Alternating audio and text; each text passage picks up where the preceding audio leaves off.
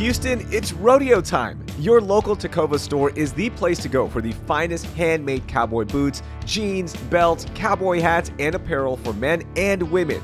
If you've never owned boots before, let them help you get your first pair like they did for me. Stop by one of your local Houston Tacova stores and get ready for the rodeo with their understated approach to Western. Whether it's your first rodeo or you're a seasoned pro, your local Tacova store is the place to go for rodeo season. Tacovas, don't go gently.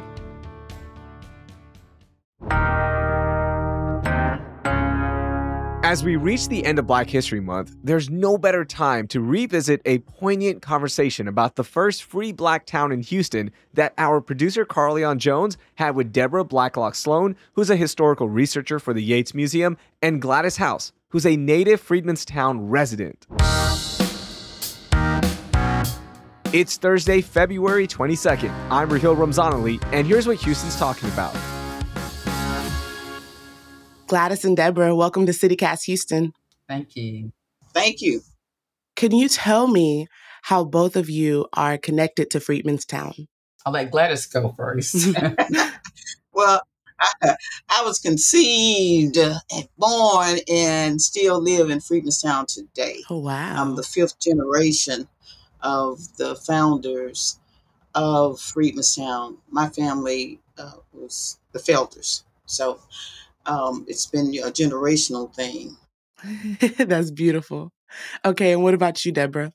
So I am a native Houstonian. I'm a sixth-generation Texan, and I am connected to Freedman's Town because I am employed with the Rutherford B. H. Yates Museum House in Freedman's Town, and that's located at 1314 Andrews.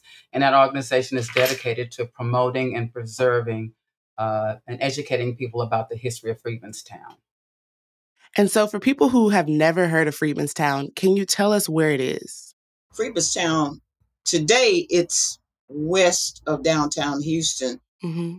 Okay. So Freedman's Town really started at Heiner and went west, according to maps. So downtown was 4th Ward, and so Freedman's Town actually stopped at Heiner and went west. And so the town was said to be a hub for Black culture. Could you paint the picture for me of what Freedman's Town was like in its early years? Oh, definitely. The word freed has many meanings. It doesn't mean that all our people were enslaved. That's not true.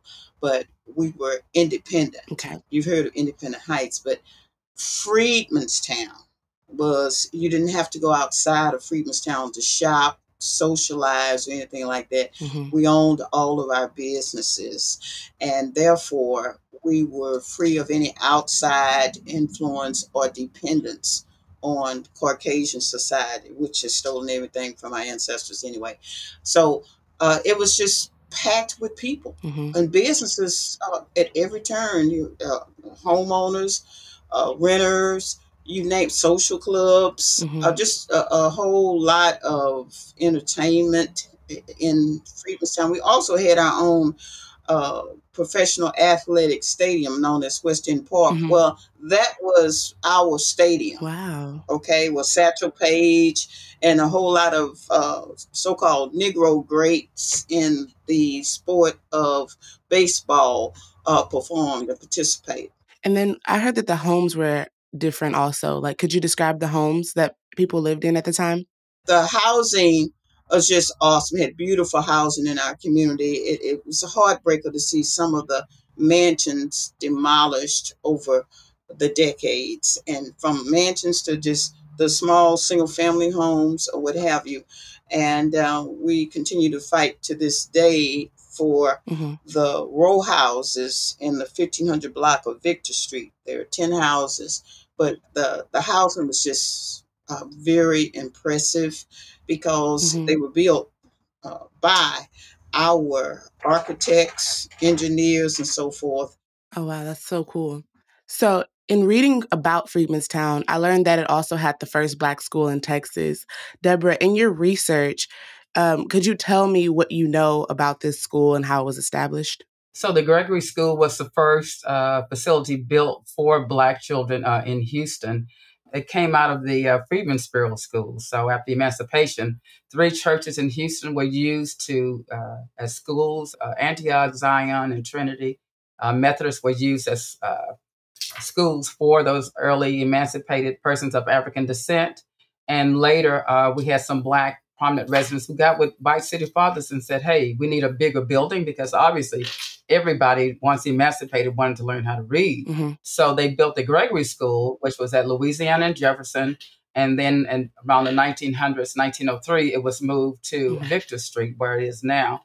And it's currently the African American Library at the Gregory School. And it is an archival center today, which houses the history of Black Houston. And at the Yates Library, what kind of things are you preserving about the town exactly? Like, what research goes into it? What can people find if they were to come to the library to try to find out more about the town?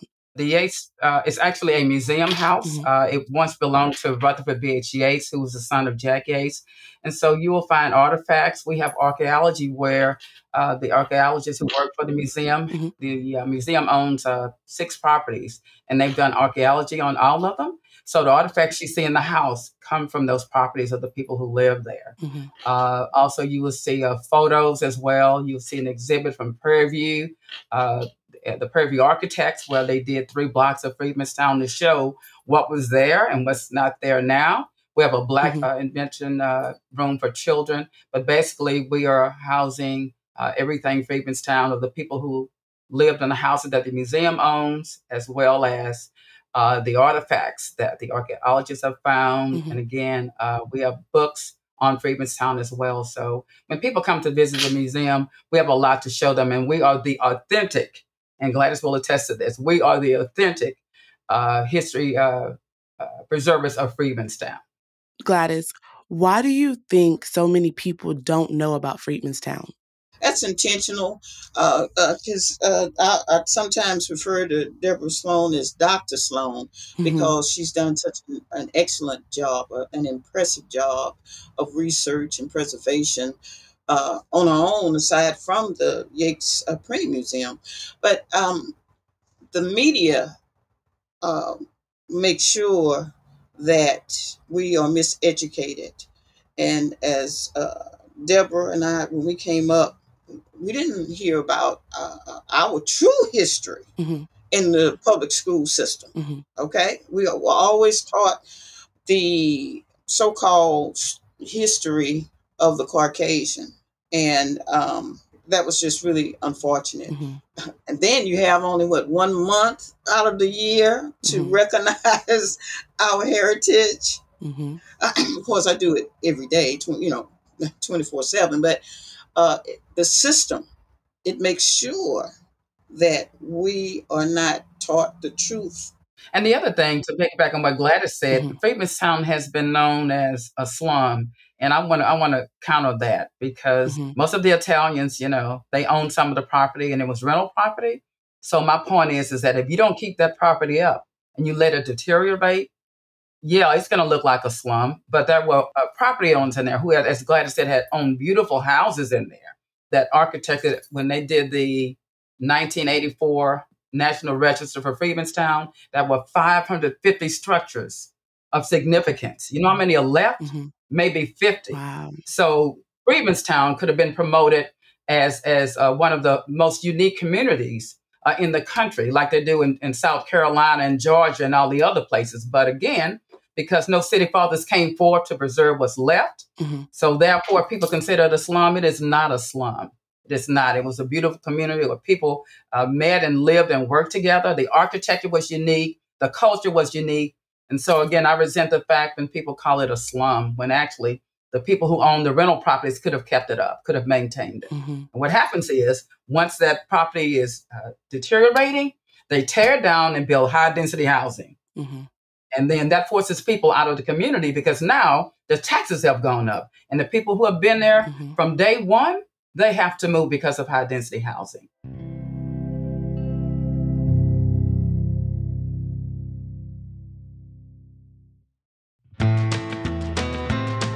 Hey everyone, it's Raheel. All week long, I've been getting decked out in my Western best to get ready for the rodeo with my friends down at Tecovas. And now we're moving on to accessories.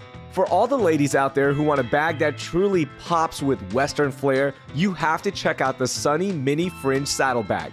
It's the perfect Houston rodeo bag to carry all of your essentials. Or if you want something bigger, they even have high-quality leather tote bags. And guys, you can add those finishing touches on your fit by matching your boots to a brand new leather belt, which is easy to do with the many options at Tecovas, from ostrich to calfskin and even goatskin leather. And don't forget to buy a Tecovas belt buckle to complete your look and make a grand entrance when you walk into the rodeo. Stop by your neighborhood Tecova store at either Rice Village or City Center and get raring to go to the rodeo.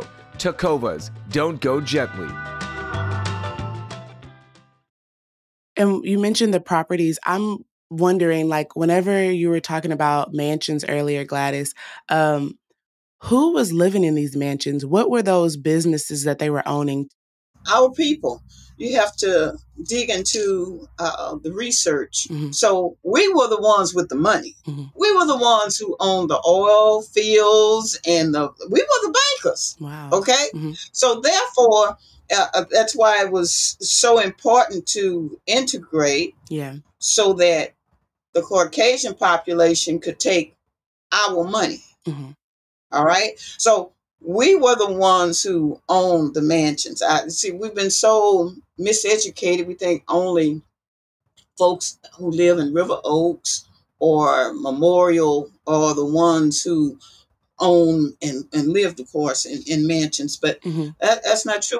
Keep in mind that we were robbed and continue being robbed to this day. What Debra was saying about the Italians, you see, the Italians were known as Negroes at one time, and they had no place to go when they came here to this country and to our communities. Okay, so they would set up shop and give lines of credit to just like any department store today. You have credit card or whatever, but back then the mom and pop stores.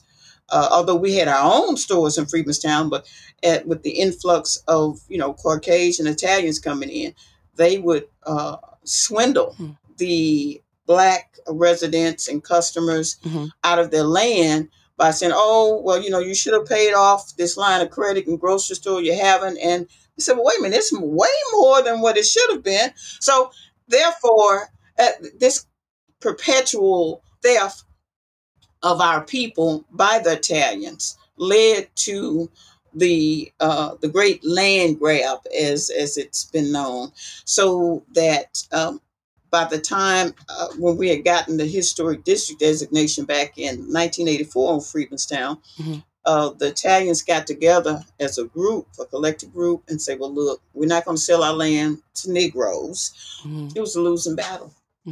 It was no win because everything was stacked against them. The judges, the court system, the politicians. And both of you have touched on this pretty much throughout the show, but could you give the listeners an idea of what Freedman's Town is like today? Is it still a thriving Black town, or how would you describe it now? I wouldn't say it was thriving because now it's been gentrified, obviously. And so there, again, I said there are at least 50 historic structures there. The Yates Museum owns 6. They own 5 vacant lots. Gladys has her properties. The city has 25 houses. And so, and along with that, there may be 1 or 2 or 3 more houses. Well, the Victor shotguns that are there. So I see it as a community of gentrification. And it's so disrespectful as to what they are building there. It's not comparable to what was there. And I realize that progress has to take place. I realize that construction has to take place, but at least let it look like what was there at first. You can't have stories tall buildings that are next to a historic home or historic homes. So for instance, where there was one historic home, there's this big mass high density housing that was there. So I see it as a place that's been gentrified. Also too, Carly, we, the Community Development Corporation of Freedman's Town Association, and other nonprofits that were founded in our neighborhood by us, we had our own redevelopment plan for Freedman's Town. I mean, very well thought out, out designed and so forth. We started building some houses in Freedman Town. We did a gated community in the 1300 block of Solonier. But our first house, and that was in 2000, but our first house was in 1996 in the 1211 Matthew Street. And it's the first steel frame residential house in Freedman Town. Plus, we did restoration of existing houses, historic houses in the community. And it was for low to moderate income working class families. I do want to state that, again, the Yates Museum has 6 historical structures there. Those 6 houses will become museum houses. I'm here if people want a tour. We'll be glad to give them a tour of Freedman's Town. They just need to go on the website and contact the Yates Museum, leave a message or call, and we will give them the authentic tour of Freedman's Town. You know, the history is still there. The stories are still there to be told to the general public. And we want to educate people about Freedman's Town. People say, oh, it's no longer there. Yeah, the stories are still there. Those structures are still there. And we want to tell the story to people who are willing to come out and hear it. And people need to know that.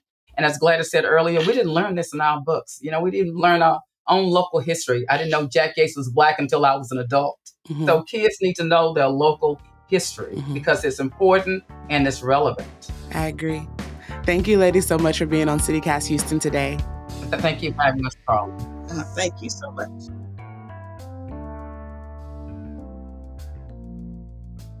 That was Debra Blacklock-Sloan and Gladys House with producer Carlignon Jones. You can learn more about the Yates Museum with the link in our show notes. That will do it for today. Thank you for listening, and I hope you learned something new.